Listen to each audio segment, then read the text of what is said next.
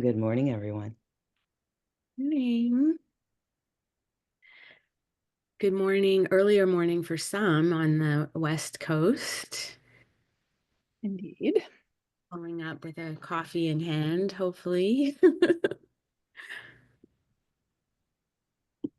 We'll just wait a few more minutes for folks to join us. Maybe we'll get started in a minute or so.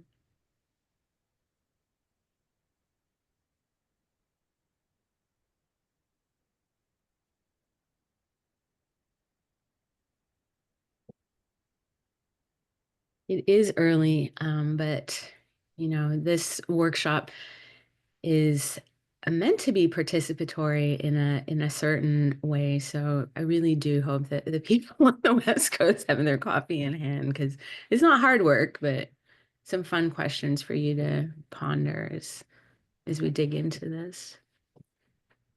Okay. And we're seeing some more people roll in.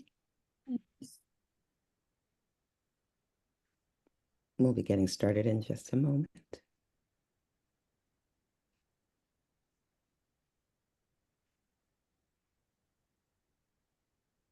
Okay, well, we'll get started now, because we'd like to keep this short and digestible so you can get on with your days. But good morning, everybody. My name is Lise Ragbir. I'm a co-founder and managing director of VERGE. We want to thank you all for joining us as we explore together some of the best practices that could lead your organization and the organizations that you work with towards more inclusive hiring.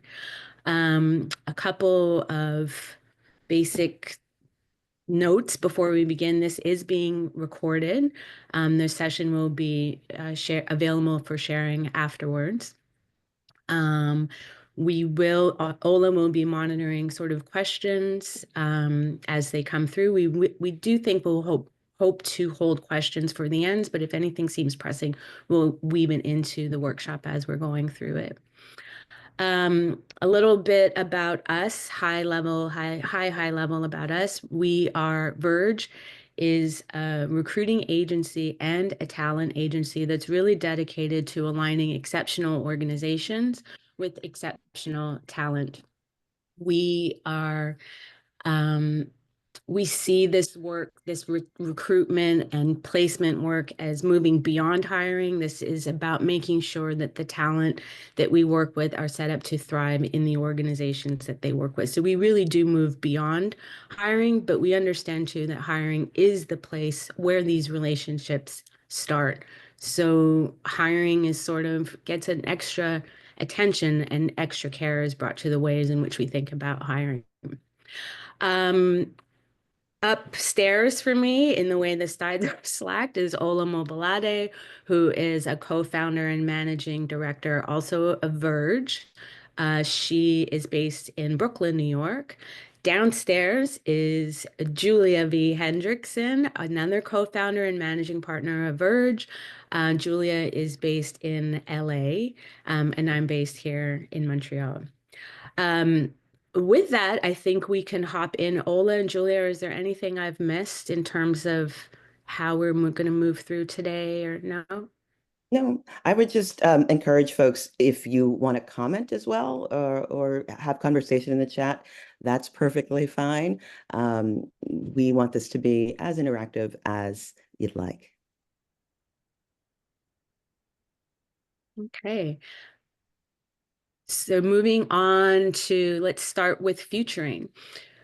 When we talk about futuring, some people think this is a made-up word. We don't think it's made up. We think this is a word that aptly describes, is at the core of the work that we are doing here at VERGE. By 2045, the United States will be made up majority of people of color. If institutions are only equipped to work with a predominantly white workforce, they're sort of not ready their workforce isn't set up to be as sustainable and thrive in the future. So when we talk about futuring organizations and futuring workspaces, this is what we are talking about. Futuring is sort of the baseline, again, for all of the work we do. So we're going to be approaching this hiring workshop with the understanding of what futuring is as we all move forward. Take it away, Julia. Thank you, Lise. So a lot of what we talk about at Verge is the intersection between hiring and retention. And one of our organizational goals is to really continue to support employers in drawing connections between the two. So today we're going to talk about hiring, but for us, it's intrinsically linked with retention of employees. And our goals for today will kind of be switching back and forth between two perspectives. One is for the newbies. We really hope that if you are new to hiring, if you're a new manager and you're just doing interviews for the first time, or you're a new person in an HR position, that you'll develop a basic understanding of what an inclusive hiring process looks like, ideally in relation to a candidate's life cycle. And for the pros, the people who've been doing this a long time, we hope that you'll learn or be reminded of at least one new tactic to improve your inclusive hiring process. And as we've been talking about, again, please don't be afraid of asking questions. We welcome questions and comments. So I wanted to start us off by thinking about the landscape, right? Because who are we talking about here? Who is hiring? We're talking about small businesses, primarily in the visual arts and culture sector, because that's our kind of area of expertise, but also not assuming that everyone here is fully versed in the art industry. Wanted to name some of the types of organizations that we're talking about, right? So it could be galleries or museums or foundations, other kinds of nonprofits, also art fairs, auction houses, shipping companies, art advisors, and artist studios. And when we're thinking about sizes of organizations, size can really be considered in terms of revenue, in terms of budget, or in terms of staff. And I really think a lot about staff size because most arts organizations are not only small in budget, but are also small in person power, right? And so we're kind of loosely defining an extra small organization as 1 to 4 employees. Small is between 5 and 24. Medium is kind of that sweet spot, 25 to 74, and large is a little over 75. And part of that is because business regulations and employment laws really start to shift as an organization grows over 25 people, as does the scaling up infrastructure that's required to communicate and operate. And that's really when you start to become a medium and then a large organization. So for small organizations and small businesses who are hiring, who need to hire, who actually does that work, the work of hiring? You know, ideally, you have a dedicated HR professional trained in hiring and recruiting or who has experience in that. But in all honesty, this is pretty rare for extra small, medium, and sometimes even large arts organizations. We're kind of behind the curve compared to other industries. And the rule of thumb is that best practice, the role of HR should be 5% of your employee population. So even for 5 employees, a quarter of one person's role or 10 hours of their work week should be focused on HR matters. That's the ideal, right? And why? Why is that? You know, it's the basics of, yes, we need to pay people, you need to have benefits, legal compliance. It's also interviewing and recruiting. And ideally, it's also training and developing and supporting the employees, cultivating the place where you work. When you get on the larger side, for 100 employees, 5% is, you know, between 4 and 6 people should be in HR roles. Is this a reality in arts organizations? No. In the majority of arts organizations, it's rarely the case. So what does that mean? Like, what are we left with? Baseline, small businesses need help. And many of you on this call are part of extra small, or medium-sized arts organizations. And this means that if you work in a small arts organization, the people here, are probably in charge of or involved in some amount of hiring, whether or not you want to be. You're stuck with it. So we're here and we're asking, how would you want to be hired, right? And this is where organizations like Verge, we're here to help. And one of the ways we want to help and can help is talk about today specific actions that can have immediate impact. All right, so one of my nerdy favorite things to talk about is the employee life cycle. This is kind of a standard concept in the HR space, a standard model for understanding how an employee has a relationship with a company. And something that we noticed kind of in thinking about even starting Verge is that many arts and culture employers are stuck in one part of the employee life cycle. Often they're stuck just in the beginning and end part, right? They want to get people in the door, they want to hire them. They're not really thinking about anything else. And then when they leave, what do you do? It's a surprise. We have to start this tiny process all over again. So Ola, you and I have talked about recently, like this is our point of difference, right? This is where we have spent time understanding the whole cycle, but also specifically the hiring part. So Absolutely. go ahead. Yeah, no, it's the idea that, I think a big part of Verge was founded on kind of the idea of spending time in that middle space that sometimes it gets easy to deprioritize, but we pay a price for it. You'll talk about that a little bit later. Just so folks aren't scared, we're not going to be able to go deep into all of these. And I'll sort of tease the idea that we will be saving space in the future to go a little deeper into a couple of these that don't get much attention, like onboarding. We could have a whole conversation about what it means to onboard for a successful tenure. But yeah, this is a really, it's a nerdy slide, but we love it. Of all things nerdy, let's be real. Okay, so we're here today to talk about interviewing and hiring. So why is this particular phase important, right? You're filling a role. Yes, you have tasks that need to be completed. You're also clarifying and refining what those tasks are. But if you do it right and you do it well, you are able to hire the most suitable candidate for the role. And the business case here is that if you can do that, you can help contain the organization's long-term turnover costs, right? The retention piece. And turnover can cost an employer a third, sometimes half, sometimes 2 times that position's salary, right? So if you have a position that the salary is $80,000, the cost for frequent turnover for one role can be $26,000 or $40,000 or $160,000. And that's a lot, especially for organizations with small budgets, right? So where those numbers kind of come from, it's in lost work, it's in training time, it's in loss of organizational knowledge, and in decreased employee morale, right? The more turnover there is, the more kind of stressed the workforce can be, and in fractured organizational culture. Conversely, satisfied, engaged, supported employees, they work better, they perform better, and they facilitate the things that you really care about, which is more satisfied artists, more satisfied clients, donors, et cetera, right? It's a self-perpetuating system and it benefits the entire organization. So again, that's why it's important to remember that hiring is one phase in a cycle, but it really sets the stage for the rest of the employee experience. So putting on sort of a more corporate lingo hat here, I wanted us to think about understanding your user experience. So just take a moment and just note down for yourself maybe an answer to one of these questions. Think about your organization. Who are the stakeholders, some of the key stakeholders at your organization? Who might be a user of your organization's output?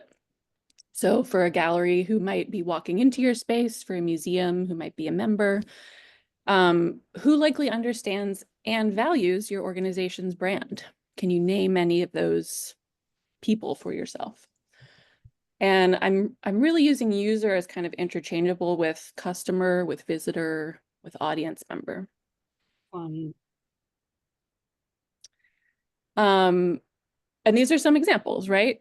We have employees who work at an organization, there are vendors, donors, collectors, multiple groups of community members, volunteers, the artists, the trustees. So for all of these potential stakeholders, who might be a job candidate? This is sort of a trick question because honestly, it's all, if not most of them, right? I mean, it's unlikely to be the organization's founder who's applying for a role at your organization. They've created that role. It's unlikely to be a board member, but maybe, you never know. Other than that, this is your unique potential candidate pool.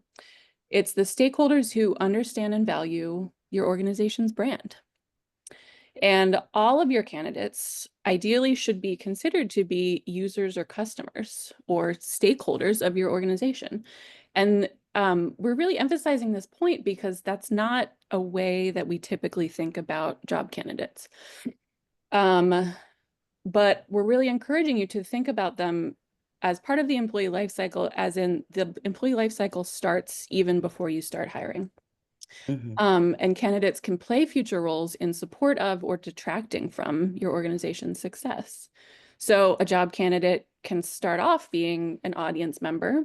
They can be a fan of your product, the exhibitions you put on, or they can be an active customer, which it could be a client, a collector, or a member. You know, they can be a member of your museum. So understanding the multiple ways that different constituencies perceive your organization can have a direct impact on the hiring process. And by tailoring the hiring process to the people who are going through it, you will inevitably get better results. You'll have a better hire and you'll have a longer term employee.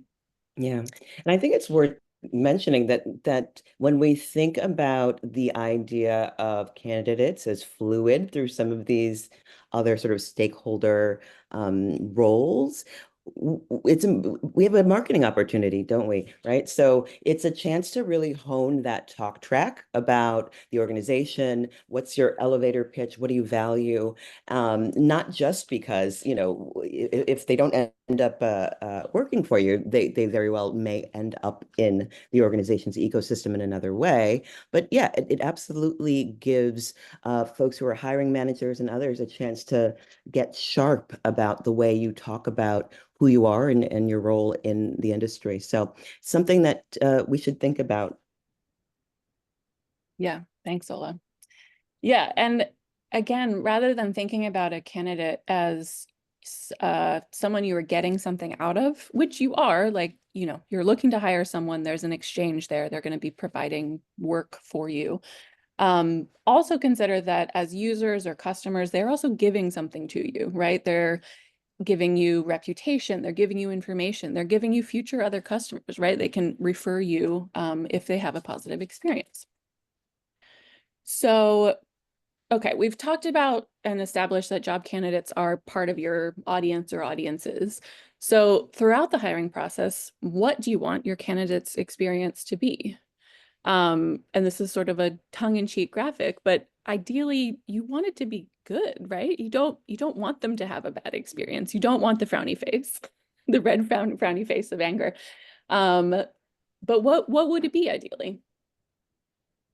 And Ola, do you want to kind of mention one of the ways that a poor candidate experience can Yeah, be reflected? absolutely. I mean, you know, we are all to the extent that we're kind of invested in our organizations thinking about uh, how people talk about us outside of our walls. And if you're like me and like to go down Glassdoor rabbit holes, you might have noticed that we're seeing more and more folks who are commenting on the interview process, on the hiring process as part of their kind of review, not just of employers that they've worked for, but employers that they've interviewed for. We're all aware of some of the sort of more trolly accounts in social media that again are looking for folks who are sharing their experiences. So it's a good idea from a PR perspective, as well as just a sort of best practice perspective, to imagine that the reputation of your organization is at least partially dependent on the candidate walking away with a good experience. Yeah. All right. And so as you're starting to think about the candidate experience, we also encourage you to think about the other factor here, which is what do you want your experience to be as the hiring manager, and what can it be? You only have so much time, so much money, so many resources. So what is realistic? And this is a great adage, cheap, fast, and good, right? You know, we all want to get that unicorn in the middle of this triumvirate of a Venn diagram, but it's unlikely and rarely possible. And you can really pretty much only ever have two of these things, right? So if you choose fast and cheap, it's probably not going to be a good experience for you or for the candidate. If you choose good and fast, it's probably not going to be cheap. And if you choose cheap and good, it's probably not going to be fast, right? So there's always going to be a trade-off here. And it's all about prioritizing, understanding you probably won't get everything, and deciding up front what you're going to prioritize. And thinking about all of this at the beginning of the process will save you a lot of pain later on, and you'll get candidates who are a better fit. And if you don't, that allows you, that's information too, right? It allows you to make the case to the higher ups that something needs to change, whether it's money, time, or the process overall. I want to add here too that how you prioritize each of these circles is something that happens in community with other members of your organization. These are conversations and leadership searches that happen very intimately or closely with your board. For staff level searches, these are conversations that you can have with other departments, not even necessarily that for the department that you're working within, but these are all conversations that are part of your overall work culture of the organization. So if you understand the priorities as within this sort of realm as you're entering into a job search, it really also helps you understand what this person stands to fit into. If you're clear about good is important and cheap is important, then you're already getting an understanding of what this person needs to fit into even before you launch your search. Yeah, great point, Lise. All right, so continuing to think about preparing to hire, right? We haven't even started talking about when you're actually hiring and talking to candidates. What else might go into preparing to search for a candidate to fill a position? And it's funny, we talk about preparing and trust us, our feet are on the ground. We realize the reality so often is that you need someone yesterday, right? So we're not suggesting that everything gets put on hold and you go through this long process. And in fact, preparation doesn't have to be long. And it's not necessarily something that you start from ground level at each time. However, we've seen clients and organizations who get into the mindset of a preparation phase when they're not in that kind of ringing the alarm bell, emergency position that needs to be filled, that this tends to be helpful for them. We do know that sometimes it happens quick, and sometimes you need what you need at the moment. But that's again where you might elevate the priority of fast, and understand that maybe it's not going to be as cheap as you'd like. So it's just a matter of sort of keeping the priorities in view and adjusting accordingly. Yeah, And absolutely. also, Julia, just real quickly, for some of these, you pose these really excellent questions, and it would be fun to see if some participants want to drop some answers into the chat, just so that we can see in real time what some of the considerations are in your real life, real world. So what are some of the things that you believe you have to put in place when you're preparing for a search? Brave people, enter the chat. Well, as you're kind of noodling and thinking, we'll give you some ideas also. So here is a list, love a list. Not necessarily everything, you're not always going to be able to do every single one of these things, but here's a pathway to posting a role. And this pathway is still all round zero, right? It's what you're preparing for before jumping in. And I think, Ola, you touched on this, but it's also worth saying these don't need to be done every time. Like you can do probably half of them once and maybe check in on them once a year, right? So number one, gathering your organization's about information and the mission, vision, and value statements.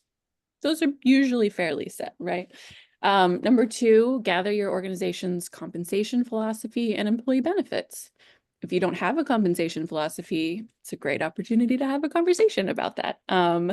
And I will also add that every organization has a compensation philosophy, whether or not it is put into writing, but there's always something that determines how you pay people and why.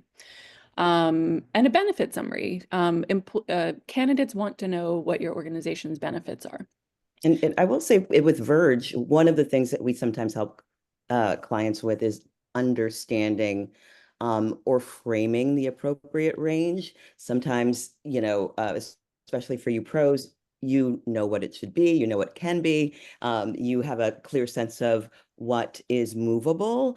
Others, folks who might not have as much under their belt in terms of hiring history, we are available to provide some guidance and give you that 20,000-foot view into what's going to get you the candidate with the requirements and capabilities you need. Yeah, absolutely. And another decision to make here in relation to pay is to determine beforehand whether or not you will negotiate pay and why that might be, right? That's an organizational decision that you need to make. And there are a lot of arguments for just having a rate that you've done research on and not negotiating, just to be as fully transparent as possible. The third one is draft and review the job description. I think everybody knows that's a thing that needs to be done. Ideally, you're discussing it with the supervisor of the role. You're assessing it for accuracy, internal consistency, determining the baseline knowledge, skills, and ability that's needed to execute the role, and also not requiring anything more than is actually needed, right? Like making sure it is as accurate as possible. Number 4 is establishing the pay rate, and what goes into that is researching market comparable rates, determining if you want to pay, the 50th percentile, sort of the average rate, if you want to pay above that or below that, and there are reasons for all of those things. And then analyzing it against internal equity, right? Making sure you're not bringing someone new onto the team who has a similar role as someone else who's already there, and you're paying them a lot more or a lot less. Internal equity. We talk a lot about stakeholders in this process, but it's also important to establish who needs to be included in your interview process, who should be informed, who should be a participant. And part of that is thinking about whose role is going to be affected by the new position that you're hiring for. So the direct supervisor should definitely be part of the process. Sometimes it's the departmental supervisor as well. Often it's a good idea to include some of the direct reports for the role, or all of them, depending on the size of your organization, and then some cross-departmental peers, right? People that the role will interact with regularly. Also think about who doesn't need to be included, right? What the too many cooks in the kitchen idea. Number 6, establishing a process, timeline, and interview rounds, and we'll kind of talk about that a little bit later. Establish your recruiting strategy and budget. So that gets into where will you source your candidates from? Where will you post the job? Can you pay for posts and targeted ads? Can you compensate candidates for the time to conduct assessments? Can you pay for travel and housing for in-person interviews? Those are all good questions to answer before you start the process. Number 8 is establishing standardized interview questions, rubrics, and considering your own responses. And we'll also dig into that a little bit more as well. But the baseline there is that standardization is key. Number 9 is train colleagues who will be interviewing. Don't assume that everyone at your organization knows everything that you know, especially putting my HR hat on and the legal do's and don'ts, but also in inclusive interviewing best practices, some of the things that we're talking about here. And then based on your work culture, discuss with the colleagues that will be interfacing with candidates, what does respectful communication look like at our organization, and ensure that everybody's on the same page. And last but not least, check in with your Marcom colleagues, or if you don't have someone in that role, a senior leader, because you want to be prepared to answer candidate questions about recent public organizational updates, both positive and negative. You don't want to be surprised. Whatever's out there in the public, you want to be prepared to talk about. It might not come up, but you want to be prepared. Being prepared to talk about what the org does, why it's a great place to work, or if it hasn't been a great place to work, how that's being addressed, right? Having some familiarity with that back and forth. Yeah, can I just say something about number three, very Yeah. briefly? And this is a place where it's sort of a checkbox for some folks, especially if it's a role that you've hired for before. One of the things that Julia and I have sort of worked with gallery clients on is writing to attract better quality and more diverse talent. There are some tips and tricks down to where and how you frame the EEOC content, talking about how you sort of frame what your work culture values, those sorts of things. And we've seen candidates come back and say, the reason that I interviewed with you is that I saw you talked about XYZ in the job description. So just want to remind folks that that is an opportunity to get sharper and become more attractive to the candidates that you are looking for. Yeah, absolutely. All right, there's a lot of content on this slide, but I wanted to just kind of break down that the process, everything will take longer than you think it will, right? And this is kind of just seeing it all in one place. And because everything will take longer than you think it will, again, reiterating that the prep work that we're discussing, it really helps things move forward faster or more smoothly. But, you know, in our experience, even for a small organization with someone in a role dedicated to this, which isn't always the case, you should know that to fill a role, 2 months is fast, right? 3 to 6 months to fill a role is average, and 4 to 6 months is more typical. The more senior a role is, the more rounds you're likely to have. But conversely, don't do more than 3 rounds for an entry or mid-level role. That's overkill. And the more stakeholder schedules you include, you know, the more people who are your colleagues that you lump into interviews, the longer things will take, right? The more schedules you add, it's just going to be more complicated. So I really like to think of this process as a living thing in itself, right? You have to keep it alive. You have to keep watering it to keep it moving forward.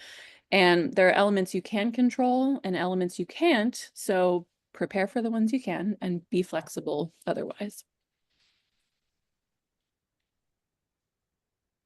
All right, well, this is our very scientific graph that we have prepared for you.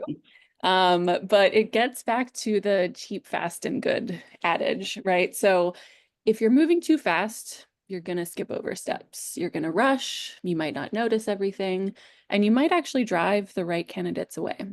Mm. And at the same time, if you draw out the process, if you move too slowly, you'll probably also lose candidates. So that might be to other organizations, they accept other roles, or out of impatience or out of perceived disrespect. And this gets back to what's your number one priority? And also, kind of as a sidebar, everything that we're discussing here today, there's some things to implement long-term, there's some things to implement short-term. And everyone will say, I wish I had more time to do it right, but I don't have the time. Really just be patient with yourself and try the baby steps method of doing one thing every news cycle, and you can grow it. It's possible. But long story short, speed affects quality. You're looking for that sweet spot of inclusion versus speed.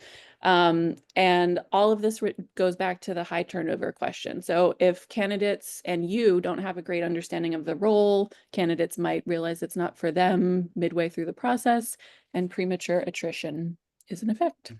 Yeah, and Julia, one of the things that I've seen, Lise, both of you sort of advise clients on is the importance of communication about the sort of pace and cadence of the process. We have certainly seen candidates become turned off because they would have been willing to sort of invest the time, but had no idea what time frame you were looking at. So that's very key. Yeah, that upfront communication. We talk a lot about transparency at Verge, and it's worth noting, you know, the distinction between transparency and privacy. When we're talking about populations, people from the global majority who might not have historically had access to the same kinds of information that their peers who are not part of the global majority would have access to, information becomes key, information becomes powerful. And the more that you can empower candidates, potential candidates, talent in this way, and it's actually quite an easy lift. You're sharing information that might seem insignificant or not important to you, but knowledge is power. And you really want people who are stepping into these searches or a part of your searches to feel as empowered and as strong and as capable as they can be when they're speaking to you. Yeah, absolutely. All right, so another nerdy slide, just thinking about human psychology and workplace psychology. This is a kind of standard idea, Maslow's hierarchy of needs, kind of overlaid onto workplace psychology. And the reason that we brought it up here is that organizational psychology aspects can and do really tie directly into the hiring process. So thinking about the bottom, the more basic needs you can explain initially, such as in the job posting, the better candidate matches you're going to find. So if you can start with the basic needs in a job post, salary, benefits, physical safety, job security, emotional safety, if you can communicate those, you can start to cover the middle section in your interactions with a candidate. So what are relationships like at the organization? How is recognition communicated? What is prestige like? How do people support one another or grow within the organization? Your organizational brand also offers some of the esteem needs, right? Oh, my organization, this is such a cool place to work for. Like everybody's talking about, I would love to work at such and such museum or gallery. And then the top part of the pyramid, your workplace culture, how well you train and support your leaders, how people can do what they want to do in terms of their own professional growth within the organization, that comes out in the interview process. So ideally, you're dealing with the bottom stuff right out of the gate before you even start talking to candidates and kind of using more nuance to communicate the top part of the pyramid in the interview conversations. Right. It's funny. It's very in the world of marketing. It's a really similar principle, right? We don't see many ads that are just talking about the functional benefit, right? We see a lot of that top couple of tiers, and the same is true. The reason we do that is because brands are looking to find and establish uniqueness. And Julia, a great point about allowing space for folks to walk away with a really enriching conversation and experience. You can do that a lot more easily when you're not mired down with the sort of fundamentals at those bottom tiers. Yeah. All right. This is our What's in Your Job Post bingo edition. And again, a little tongue in cheek, but I want you to think about the last job post that you drafted or even looked at. And none of the things listed here are job duties, right? They're all things beyond that. How many boxes could you actually check? 1, 2, maybe 3, right? There's a lot here. Budget for relocation costs. Most people don't say that they have that, but that's important to know. Summary of the process. Why not put it in writing? Why might any of these elements be important to candidates? Lise, is that something maybe you could speak to as part of some of our conversations with candidates? Sorry, Julia, the internet glitched out, so I didn't catch what you said. Oh, I was just asking why might any of these be important to candidates based on what we've talked to our talent pool about? Again, this comes down to the ways in which an organization stands to provide information to the candidates. One of the things that we do with Verge when we're in an active recruitment is provide candidates with sort of a review or a summary of the workplace culture. As a way of letting them have an opportunity to make an informed decision about whether or not they even want to step into the search, to submit an application, to move into an interview process. That information helps put agency back on the candidate or potential candidate, which helps with a more productive conversation and more productive recruitment. The pieces on this, the bingo card, are in line with providing the same kinds of information to let a potential candidate make an informed decision about alignment even before they step into an interview. If a candidate can identify or self-identify alignment or not, and extract themselves from an interview process where they understand immediately that there isn't an alignment, it actually makes for a more efficient and productive search all around. So the more that the information here can be included even before getting into a conversation, really is the more efficient your search stands to be. Yeah. Has how efficient your search stands to be. All right. So where can you post and share a job? There's lots of options out there. We sort of frame this as things towards the bottom left, the potentially least diverse candidate pool options, and things towards the top right allow you a broader candidate pool, but really sharing all of them to say that you want to be looking in multiple places, as many places as is possible based on your time and budget and energy. And where we fit in, Verge, one of the services that we offer, we are recruiters, right? So we can take care of a lot of the stages of this for you, take it off your hands. And we also bring to the table our own unique pool of candidates that you might not have access to otherwise. So all of this just to say, there's a lot of options out there, but diversify your options and you will get a more diverse candidate pool. Yeah, it's for sure. We've definitely seen, organizations that are genuinely looking to diversify the candidate, right? The archetypical candidate that they get. And then we'll have a conversation about kind of where they look. And if you're only in those sort of bottom three spaces for the most part on the top of the arrow, and your organization isn't incredibly diverse, then you will get a lot of that in-group bias reflected in the folks that show up. So as much as you might find success in finding someone, right, we want you to have the best possible candidate. And when we open up the door to kind of where we're looking, that's where we see more success. I mean, there's the idea of swimming in a crowded pool or fishing in a sort of dry lake, or the metaphors are all getting mixed here, but you get the idea. We want to open it up to so that you're sort of seeing candidates that you haven't seen, and this is one of the ways to help you think about that. Yeah, I want to add here, and I know we're over time by about 7 minutes, so we'll catch up though. We won't keep you too long, but I really love this slide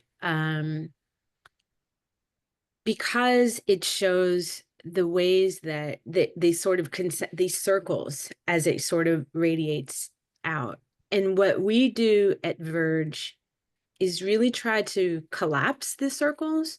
We talk with people from outside of the art industry who are looking to break into the art industry, who have all of the Fortune 500 corporate skills and marketing abilities and knowledge and thinking, who really want to bring that to a gallery but don't know how. If you are looking at that innermost circle, that word of mouth, if you are hiring for a gallery, you're not going to be able to talk to or even connect to or understand the enthusiasm and the skill set of the person who is trying to move into the art world and into the gallery space.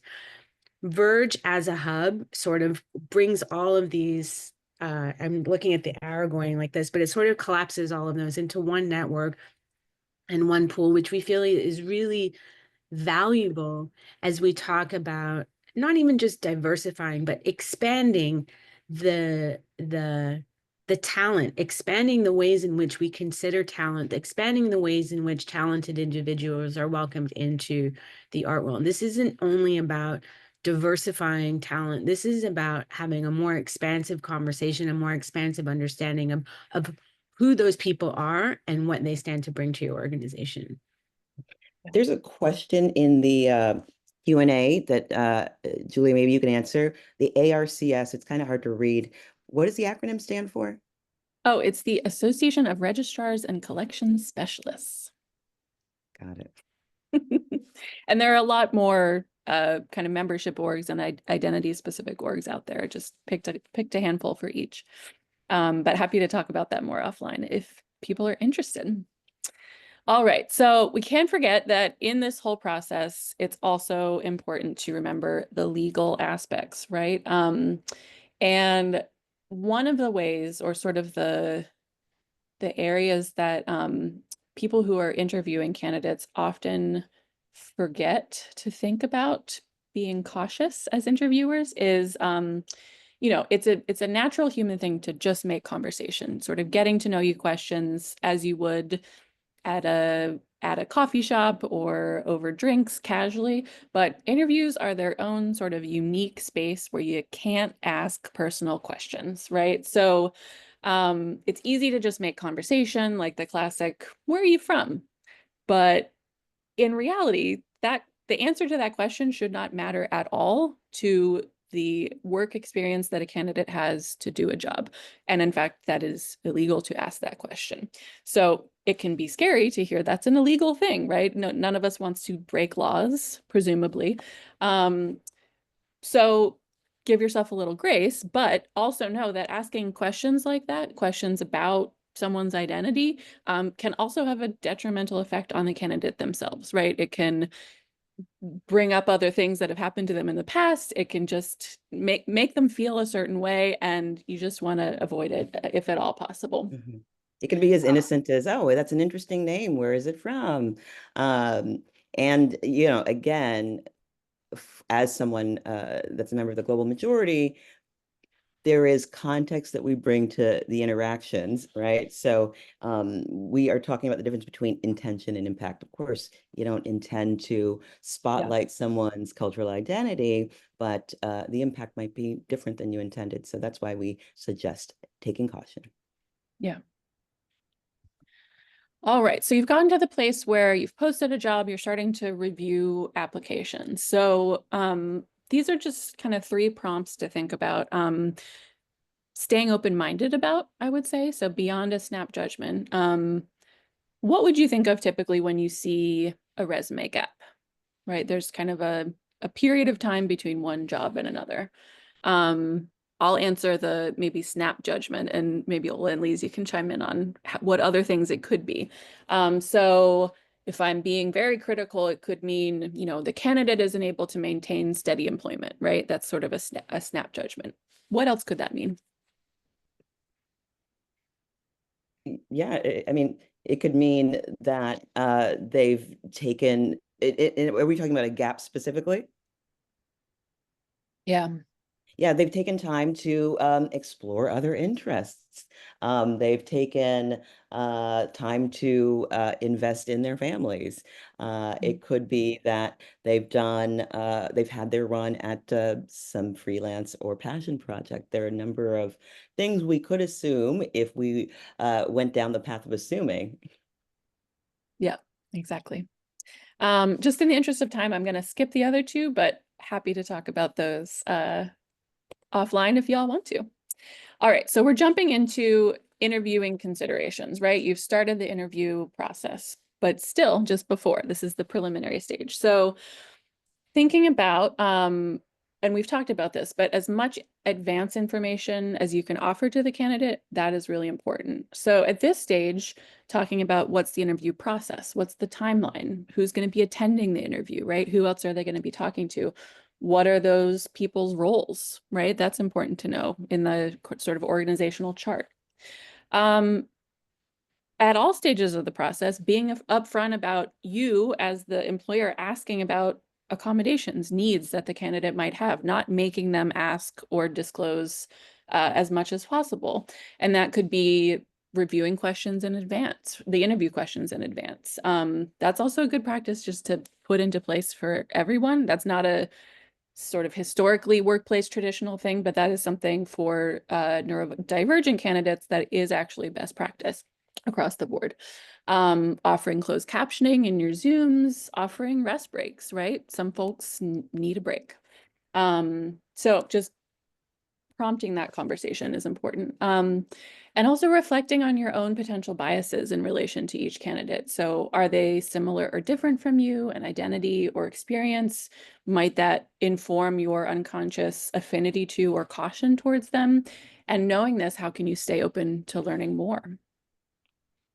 Some other considerations here are so that you're evaluating each candidate fairly, creating similar circumstances for each interview. So if you're conducting round one over Zoom with one candidate, making sure you're doing that with every candidate in that first round. And also aiming to have the same group of interviewers, your colleagues, in each stage of the interviews, keeping that consistency.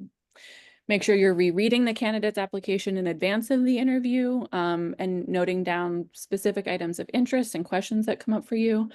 And also, and we've touched on this, but practicing how you're going to talk about your organization, how you might answer the candidate's questions, right? You don't want to be coming up with that information on the spot. So work culture, managerial styles, turnover at the organization. Preparing the kinds of interview questions that should be standard for each round. And again, that's an area VERGE can advise on. And the main point there is that you want, for each round of the process, you want to, let's say, have 80% of your questions be standard for each candidate, because that allows you to compare candidates to better compare them, right? So you have the same framework and the difference is the candidate and you can compare them. And make sure that at least some of your questions are tying back to the job duties, right? So you can have general questions that sort of talk to their experience, general questions related to the work environment, but make sure the questions also are specific to what they're going to be doing. And then develop a basic rubric to help you better compare candidates. And we can talk about that more down the road as well. So during the interviews, and the next few slides may seem really basic, but I can't tell you how many grown-ass people ignore the basics. So I'm going to talk about them anyway. Arrive on time and stick to the allotted time frame, right? Timeliness equals respect. It goes both ways. If you want the candidate to be on time, you should also be on time. That said, allow each candidate at least one grace moment, right? Life happens. Maybe their child was sick. Maybe they had a whatever. Just give them one grace moment. But if more than one late arrival happens, that's probably a pattern. Names and pronouns are both personal and public. They're important. Getting them right is a sign of respect. Don't assume the candidate knows how to pronounce your name or your colleague's name. And you as the person interviewing a candidate has the power in that scenario. So do them the honor of saying your name and pronouns first, or putting them in, if you're in Zoom, putting them in the chat, because that takes the burden off of them of saying, I want to share this information, right? It makes it easier for them. Let's see, and aim to balance asking questions and answering them, right? You want an interview ideally to be somewhat conversational. Yes, you have a list you have to get through, but if you offer them the chance to ask questions throughout the process, that is sort of a more natural way of talking, and it can help others feel more at ease, right? It's a little bit less stressful of an environment. Also very basic, but find a quiet private space to speak where you're unlikely to be interrupted. Set your phone to silent. Don't look at your email. You know, we're not working in an ER here. We work in the art industry. We're not saving lives. Things are not hopefully on fire, although sometimes they might be in Los Angeles, but generally things are not on fire. You can be focused on this one thing for an hour and it will be okay. Again, avoid asking anything related to protected classes, and also just flagging, just generally, it's not illegal, but it's best practice to avoid asking about or commenting on other personal characteristics. And depending on the state you're in, it might actually be illegal. But things like clothes, hairstyle, weight, hobbies, or even the neighborhood they live in, like those are all lots of those things relate to class, some of them to race, but there are characteristics that, again, don't have anything to do with the job that a candidate is interviewing for. If you mess up and ask a question you shouldn't, it's okay. It happens. Just apologize, say, disregard that, and move on. I want to add too that this is probably a good point to bring up the ways in which communication styles differ across culture and race, but also generation.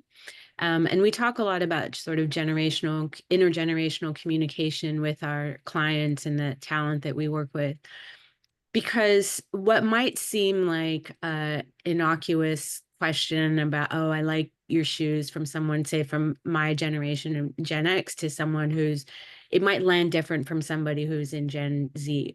We can talk a lot more about sort of the generational considerations, but in the interest of keeping things as neutral as possible across generational considerations, these are some really great tips. Gen Z might feel more comfortable showing up a couple minutes late. Boomers and Gen X people might feel like that is the most disrespectful thing to show up even 30 seconds late. You know, we have to understand that there are a number of unseen factors that enter into these conversations. So bear in mind how the generational component might play a role in this. Best way to mitigate some of those considerations is to follow some of the steps that we've outlined here. Yeah, absolutely. All right, so you've gone through the interviews. What happens after? First and foremost, trust your own judgment first. And one of our suggestions is to take brief notes just for yourself before talking to others, right? That captures the info while it's fresh and reduces conformity bias, because it's a natural human thing to get into a group conversation and then all of a sudden it's whatever the group has decided and your initial impression might change, but at least record your initial impression. Communicate regularly with the candidate as you would with another valued colleague. Thank them, update them on timelines. Really don't let more than a week go by without checking in with them, even if it's just to say, we're still working things out. And if you're sure about not advancing a candidate, respect them enough to send a decline 1 to 2 weeks after the interview. Don't let more time than that go by. It sucks to be left in limbo as a candidate, and the longer that takes, the worse feelings about the process the candidate might have, right? So if you've had a great process up to that point and then you ghost them for 2 months, they're not going to have ultimately a good feeling about the process. If you have one nugget of feedback that is kind and honest, offer that as an option for the candidate to take you up on. Don't just give it. Let them have that power to take you up on it. And at the end of the process, ask them for their feedback too.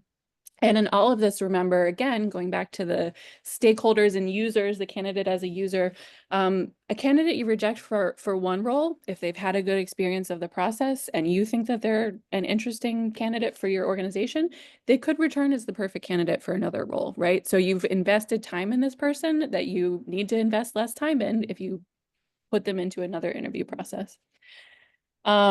Consider common biases like recency and affinity before making a final decision.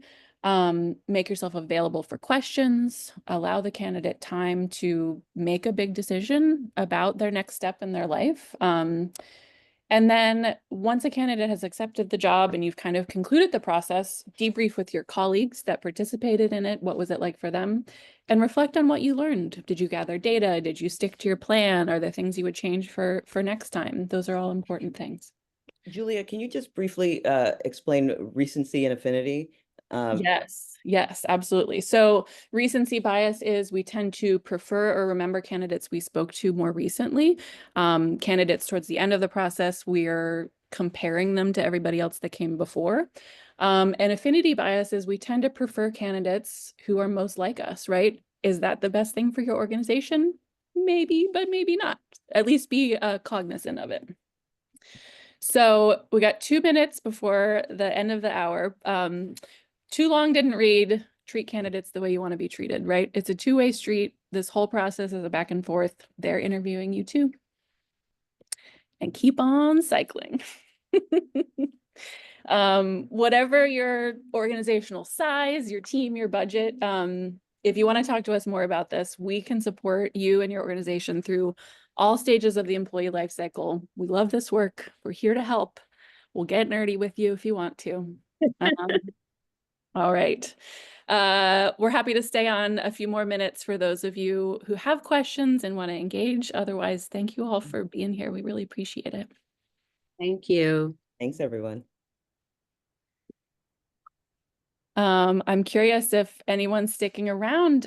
How did we do on our goals for today? Did you learn any new things or were reminded of any new things? It would be exciting to hear. I know a few people have to have hopped because you probably have something right after this, but those of you that are still on, thank you. And we have our eyes on the Q&A and chat box if you do have a last minute thought or question. Yeah. And there's so many more aspects of all of this. Like, you know, probably every slide we could have had a sub conversation about, right? Like, it's just such a fascinating and complex process. So again, really happy to talk about this in future conversations with all of you.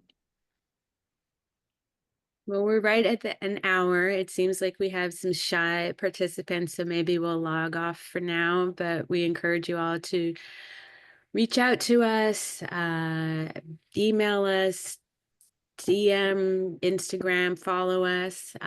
We really appreciate this time that you've given us, the trust that you've shown us, and we look forward to continuing the conversation and wishing you all a restful weekend. Friday the 13th. Bye. Thank you. Bye, everyone.